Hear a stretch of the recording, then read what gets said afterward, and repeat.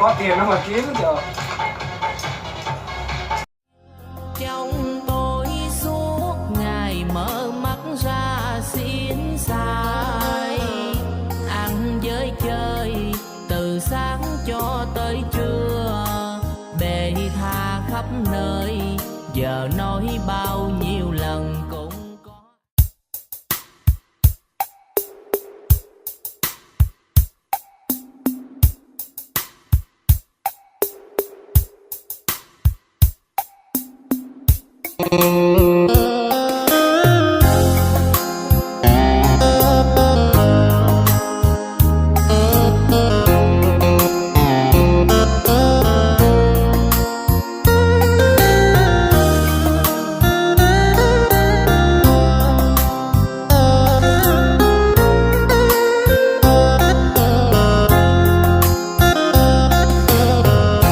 Người ta thấy ham quanh năm lo cài không ngơi một ngày, vợ con ấm êm lo cho gia đình đầy đủ yên vui. Trong tôi suốt ngày mở mắt ra xin xài, ăn với chơi từ sáng cho tới trưa, bề tha khắp nơi, giờ nói bao nhiêu lần cũng có ăn thua gì.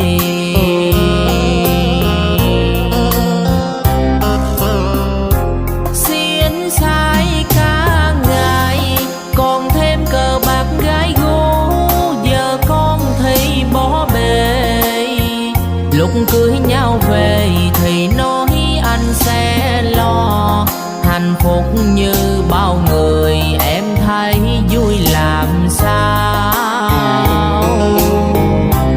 Anh còn nói rằng anh sẽ cố lo làm ăn, phụ giúp cho gia đình, giờ anh cả ngày chỉ biết lo xin xài, thì lấy đâu ra tiền anh nói lo gia đình. Đời em chẳng mai gia vô ông chồng mời chơi hơn làm, nhiều đêm tối thân con đau con bệnh, tiền kiếm đâu ra. Đời em bé bàng ôi biết bao trái ngang, em chỉ mong ngày đó không lấy anh, hôm nay có đâu chiều khổ đau thế này anh nhẫn tâm sao đành.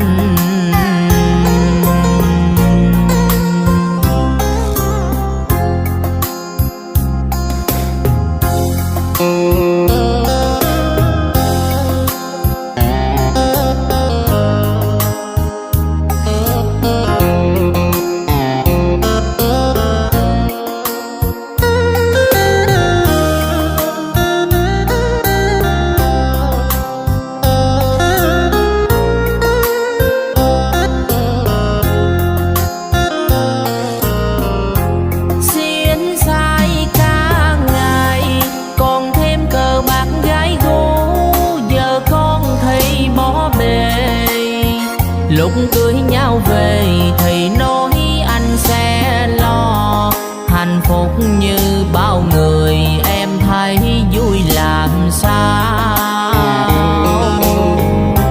Anh còn nói rằng anh sẽ cố lo làm ăn, phụ giúp cho gia đình, giờ anh cả ngày chỉ biết lo xin xài, thì lấy đâu ra tiền anh nói lo gia đình. Đời em chẳng may gia vô ông chồng mời chơi hơn làm, nhiều đêm tối thân còn đau tiền kiếm đâu ra. Đời em bé bàng ôi biết bao trái ngang, em chỉ mong ngày đó không lấy anh. Hôm nay có đâu chiều khổ đau thế này, anh nhẫn tâm sao đành.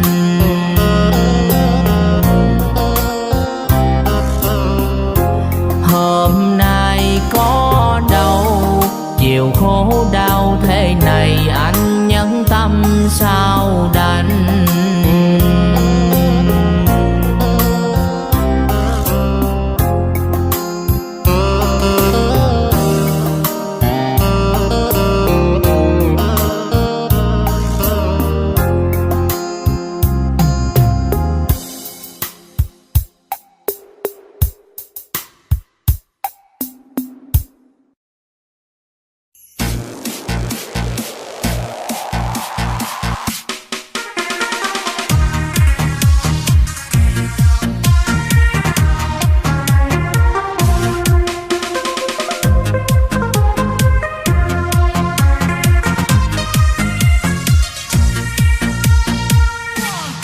Bạn bè xa nhau chưa bao giờ gặp lại nhau đây cho tốn mấy trăm nghìn.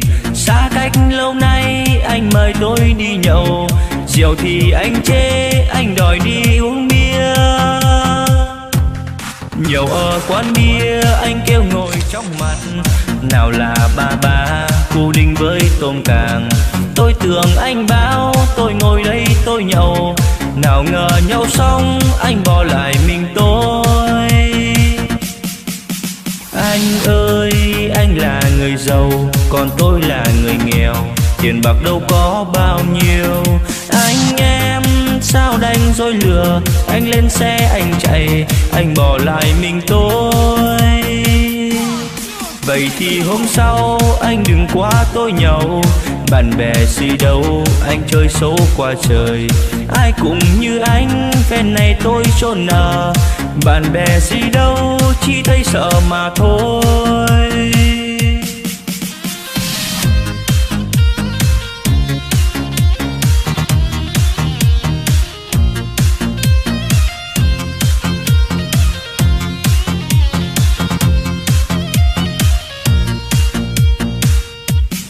Nhậu ở quán bia anh kêu ngồi trong mặt, nào là ba cu đinh với tôm càng.